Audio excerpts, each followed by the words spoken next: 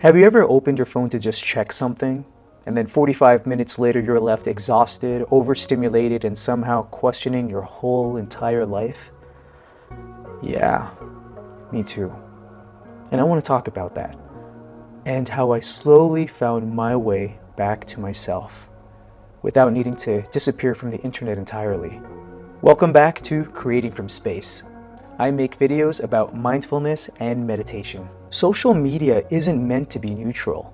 It shapes you. Social media can be a lifeline, but it can also be a trap. On one end, I would see social injustice, and then on the other end, I would see someone getting a book deal based off of their TikTok. As an actor, I felt this constant pressure to stay visible. Someone was booking something, and someone else was going viral. And I became consumed by it. I started chasing trends and posting just to stay relevant. And I very much had a presence online, but in my real life, I wasn't really present. And it wasn't even subtle.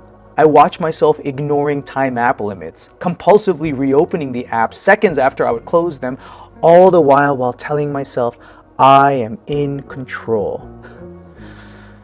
I wasn't just losing my time, I was losing myself and trust within myself. So here's my turning point. One day I looked at my life and I realized I was burnt out from caregiving, my acting career was stagnant, a recent breakup left me unanchored, and the one place I thought I had agency, social media, left me feeling even more powerless. So I did the radical. I deactivated all my social media accounts for 1 full year. Cold turkey. I had no strategy, no content plan, no idea what would happen to my engagement, but I deactivated everything. And of course, during that year, I initially had the impulses to reach for my phone and check the apps, but I didn't have any accounts anymore. And what filled up instead was quiet. And in the quiet arose questions of, what is it that I want to do? What do I feel like doing? Am I doing it because I want to, or because it's a little bit based in fear? I wanted to spend time with my friends, with my loved ones, my family, meet new people, talk to folks, and engage with my heart when connecting with others.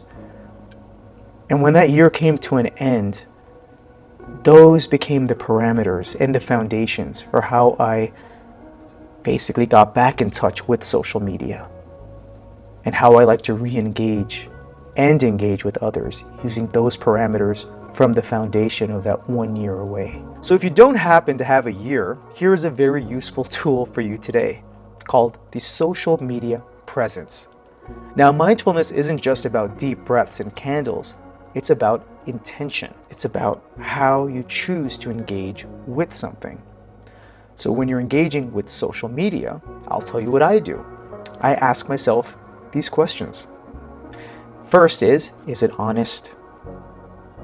And then, is this beautiful? Is this helpful? Is this whimsical? Is this coming from pressure? Or is it coming from pleasure? I've learned that I don't need to delete my social media in order to detox from it.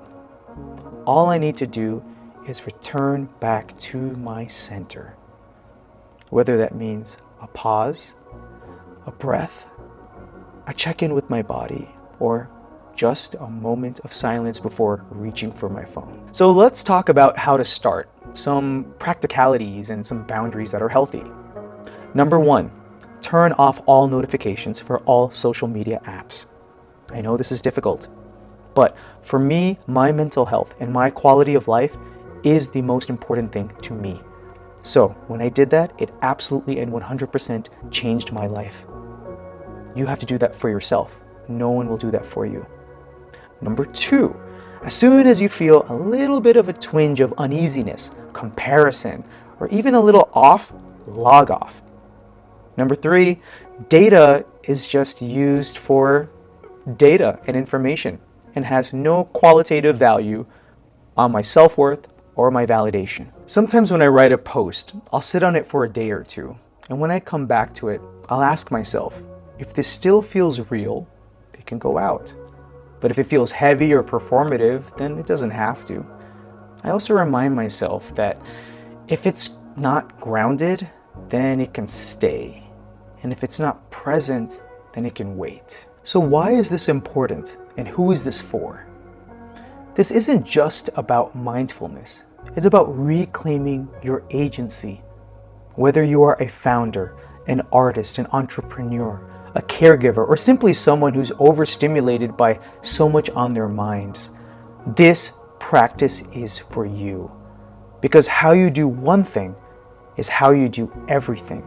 And if you are fragmented online, you will definitely be fragmented offline. But if you learn to create from presence, from softness, from your actual life instead of a curated life, you begin to create a reality that is sustainable in your reality and not in a virtual or fake reality.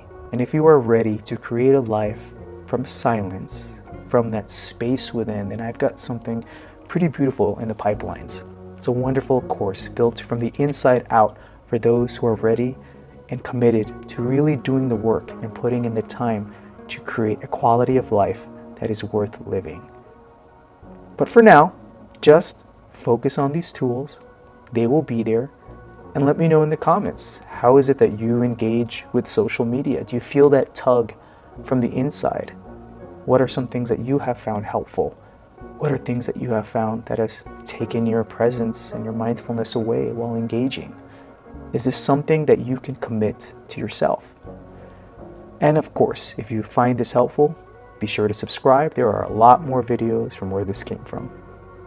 Thank you so much for watching Creating from Space.